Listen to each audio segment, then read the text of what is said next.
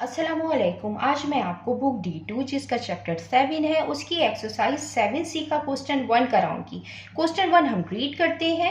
Which of the following quantities are in inverse proportion, state the assumption made in each case. यहाँ पे हमें quantities दी हुई है जिनको हमें बताना है कि वो इनवर्स प्रोपोर्शन है और हमें इसका अजम्पशन भी लिखना है। इसका पार्ट ए है the number of pencils Ali buys and the total cost of the pencil. Means कि जो नंबर ऑफ पेंसिल है जो अली बाय कर रहा है और उसकी total cost.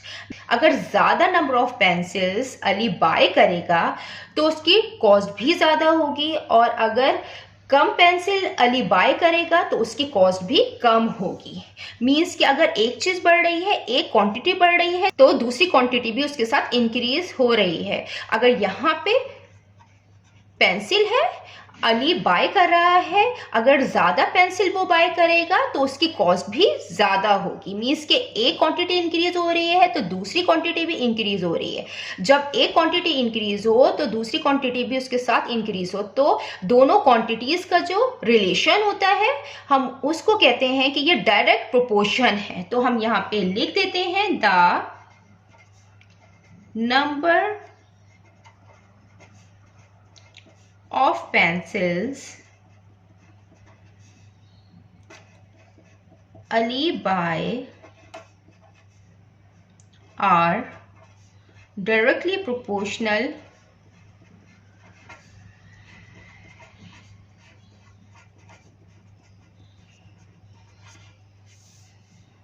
to their cost। अब हम इसका अजम्पशन लिखते हैं।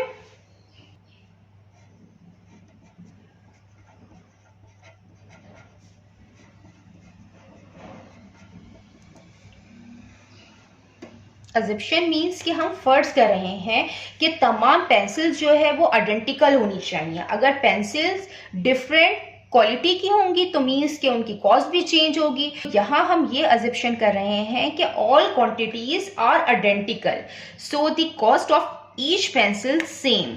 तो हम यहाँ लिख रहे हैं all pencils are identical and cost the same each। Pencil same होंगी तो उनकी कॉस्ट भी सेम होगी। अब हम इसका पार्ट बी करते हैं। इसका पार्ट बी है the number of taps filling a tank and the time taken to fill the tank. यहाँ पे जो नंबर ऑफ टैप्स हैं वो फिल कर रहे हैं एक टैंक को। अगर नंबर ऑफ टैप्स ज्यादा होंगे तो वो टाइम कम लेंगे टैंक को फिल करने में, और अगर नंबर ऑफ टैप्स कम होंगे तो वो टाइम ज्यादा लेंगे टैंक को फिल करने में। तो यहाँ पे क्या हो रहा है कि एक क्वांटिटी बढ़ रही है तो दूसरी क्वांटिटी डिक्रीज हो रही है। जब एक क्वांटिटी इंक्रीज हो और दूसरी क्वांटिटी डिक्रीज हो तो वो इनवर्स प्रोपोर्शन कहलाता है। तो हम यहाँ पे टैप्स इंक्रीज हो रहे हैं तो टाइम कम हो रहा है। टैप फिल कर रहे हैं टैंक को, अगर ज्यादा टैप होंगे तो वो जल्दी फिल कर देंगे टैंक को, तो वो टाइम कम लेंगे। तो हम इस रिलेशन को कहते हैं इनवर्स प्रोपोर्शन। तो हम यहां पे लिख देते हैं the number of taps filling a tank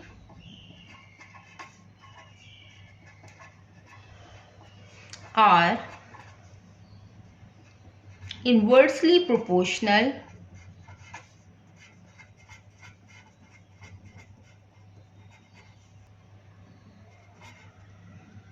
to the time taken to fill the tank। अब हम इसका अजम्पशन लिखेंगे और यहाँ पे भी हम अजम्पशन यही लिखेंगे कि all taps are identical. Means के तमाम टैप्स जो होंगे वो सेम होने चाहिए। इस तरीके से ना हो कि कोई टैप छोटा हो, कोई टैप पतला हो जिसमें से कम पानी आए। तमाम टैप्स जो हैं वो आइडेंटिकल होने चाहिए। ताकि सब सेम टाइम पे टैंक को फिल करें। तो हम यहाँ पे लिख देते हैं all taps are identical and each tap takes same amount to fill the tank.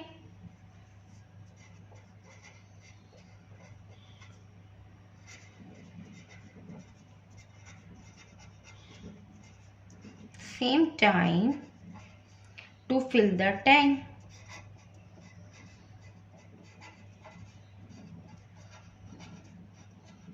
अब हम इसका पार्ट सी करते हैं। इसका पार्ट सी है the number of man laying a road and the time taken to finish laying the road. अब इन दो क्वांटिटीज में हमें रिलेशन बताना है। यहाँ पे जो नंबर ऑफ मैन है वो रोड बना रहे हैं, तो अगर ज्यादा नंबर ऑफ मैन होंगे तो वो जल्दी बनाएंगे रोड, टाइम कम लगेगा। तो मीन्स कि अगर एक क्वांटिटी यहाँ पे इंक्रीज हो रही है तो दूसरी क्वांटिटी डिक्रीज हो रही है। यहाँ पे हम नंबर ऑफ मैन इंक्रीज कर रहे हैं तो टाइम जो है वो डिक्रीज हो रहा है। अगर नंबर ऑफ मैन कम होंगे तो वो टाइम ज्यादा लेंगे रोड बनाने में। तो हम यहाँ पे लिख देते हैं कि जिसमें एक क्वांटिटी इंक्रीज हो और दूसरी क्वांटिटी डिक्रीज हो उसको हम इनवर्स प्रोपोर्शन कहते हैं। तो ये जो दोनों का रिलेशन है ये इनवर्सली प्रोपोर्शनल है।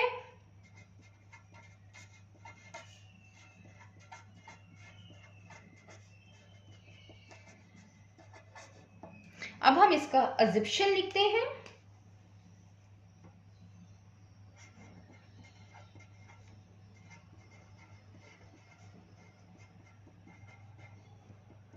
इसमें भी हम ये अज्यूम करेंगे कि जो नंबर ऑफ मैन है वो वर्क कर रहे हैं सेम रेट पे।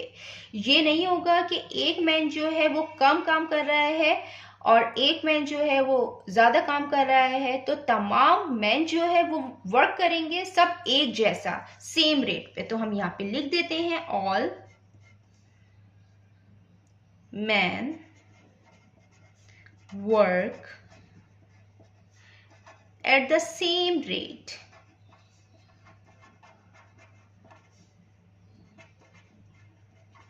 in laying the road। अब इसका पार्ट डी है the number of cattle to be fed and the amount of fodder.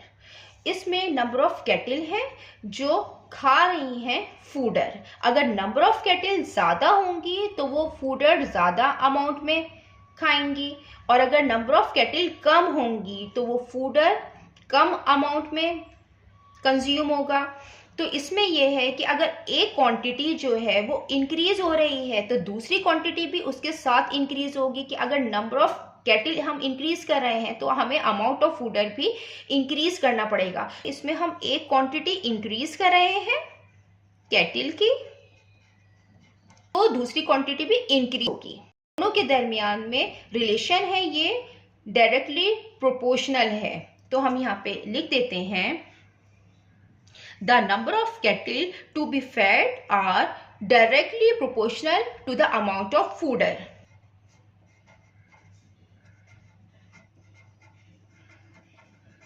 Number of cattle to be fed are directly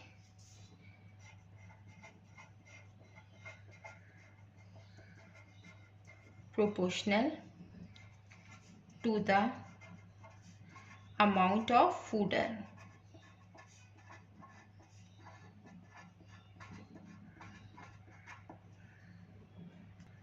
अब हम इसका अजम्पशन लिखते हैं।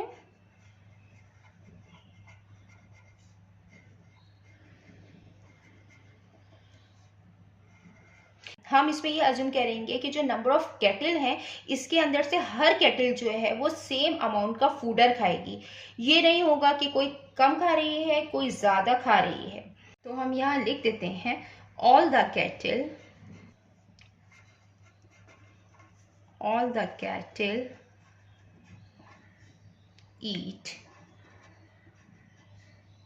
the same amount of food है।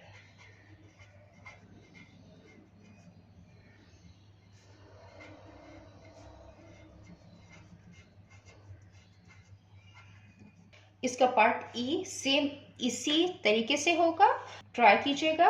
मैंने यहाँ पे A to D पार्ट कराए हैं। अगर इसमें कोई भी क्वेरी है तो आप कमेंट्स में मुझसे पूछ सकते हैं। अल्लाह हाफिज़।